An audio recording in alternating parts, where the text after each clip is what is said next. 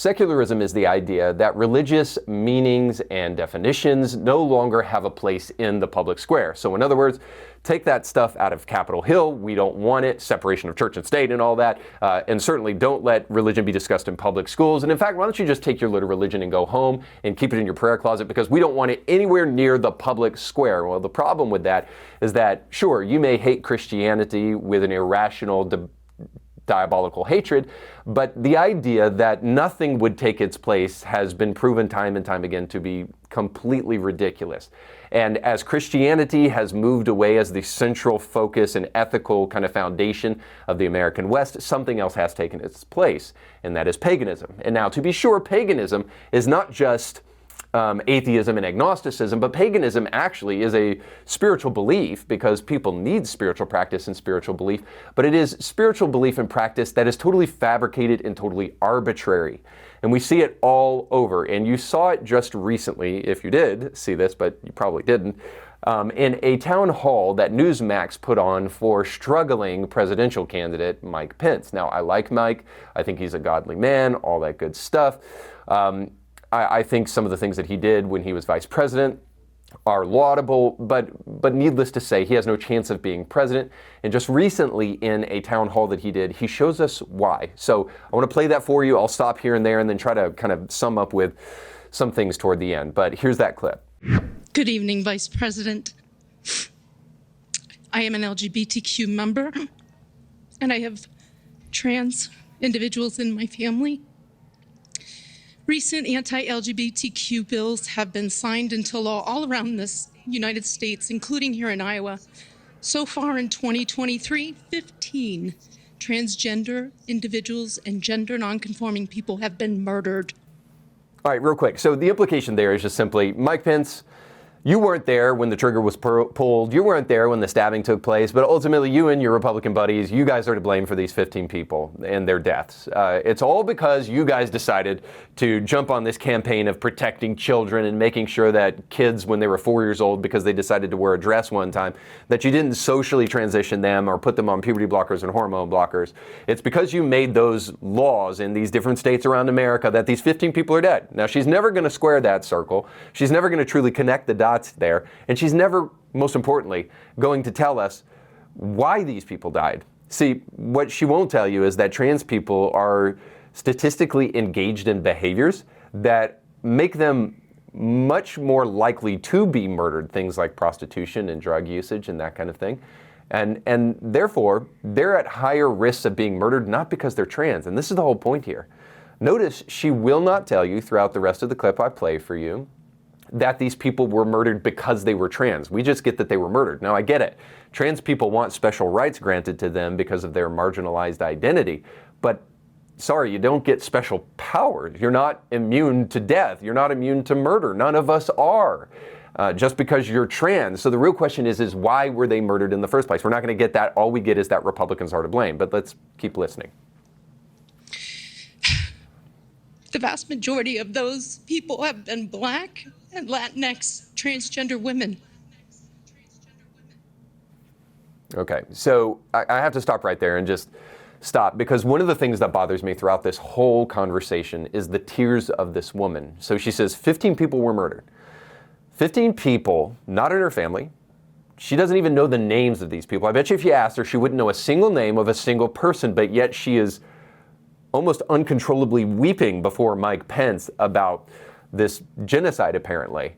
Now, this is a nation of 350 million people, give or take, and she's crying about 15 people. Now, you may say, well, that's because this really hits home to her because she's in the LGBTQ community. But then she brings up Black and Latinx, so obviously marginalized, people of color. They're the ones who are the targets of these things. So let me just help you out with a little statistic. So you gave us one. 15 people have been murdered this year. 300 people were shot every month in the city of Chicago in 2021. Note, now, I understand we're entitled to have different emphasis here, and I understand every single life is precious. But if you really care about marginalized communities and people of color, why aren't you weeping uncontrollably about that? We're talking about 15 people murdered in, give or take, a year, because I mean, we're close to the end of this thing and 15 people were murdered and all the way up until September. And 300 people in a given month in Chicago are murdered. And most of those, you can bet, are black. And she's weeping uncontrollably about these 15 people she's never met, didn't know, and if you asked their name, she wouldn't know any of them. But the most egregious thing, perhaps, is not just the simple political nature in which she tries to gin up these tears, I suggest, but also the things she says toward the end of this conversation. So let's keep listening. It is very hard for me to ask these questions after just hearing what I heard. What is your policy plan to protect the transgender community, specifically Black and brown trans women, from historically high levels of violence? Well, Melissa, let me say I'm deeply grieved to hear about those tragic circumstances, and I hear your heart, and I'm moved by your emotion. I truly am. So I Look, just if don't I'm think she president of the United believes States, I'm going to see to the protection of every American and the rights of every American. But whether that squares with my values or not, and I'm a Bible-believing Christian. I have a particular view of these matters, and you have a different view of those, perhaps. And All right, so I got to stop right there, because not only is this woman clearly incapable of processing her emotions in a adult fashion, but also she is clearly deceived about what it means to be a Bible-believing Christian. She already said that she claims to be in the LGBTQ community, and she's there uncontrollably crying about 15 people that were supposedly murdered because they were LGBTQ, but doesn't even know if they were at the end of the day. So she's making dishonest arguments, and she claims to be a part of a community of people that the Bible obviously speaks against. And so the point is I want to be charitable. But the reason LGBTQ people think that they can claim their Christian bona fides is because they are a product of paganism and secularism, but not a product of Christianity. I hope we understand this, but hear me well on this.